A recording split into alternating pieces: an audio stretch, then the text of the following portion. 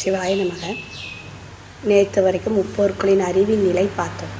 இன்றைக்கி 3 பொருட்களுக்கும் அனாதி அப்படின்னா 3 பதி பசு பாசம் இறைவன் உயிர்கள் மனங்கள் 3மே அப்போது சமந்தானே.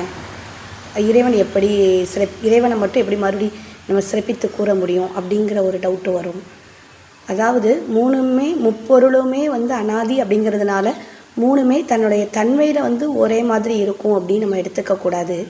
ஏன்னா இறைவன் பேரறிவு உடையவன், உயிர்களாகிய நாம் சிற்றறிவு உடையது, மலங்கள் அறிவே இல்லாத ஜடப்பொருள்.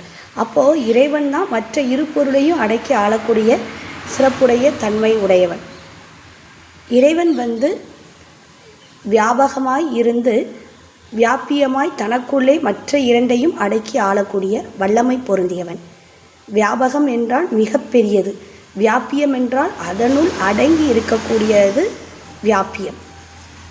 ஆதலால் இறைவன் ஒருவனே மற்ற இரு பொருட்களாகிய பசுவையும் பாசத்தையும் தனக்குள்ளே அடக்கி ஆளக்கூடிய வல்லமை பொருந்தியவன். இறைவன் ஒருவனே பேராற்றல் உடையவன் என்பதை நாம் மறுத்துவிட முடியாது. நன்றி. சிவாய நமக.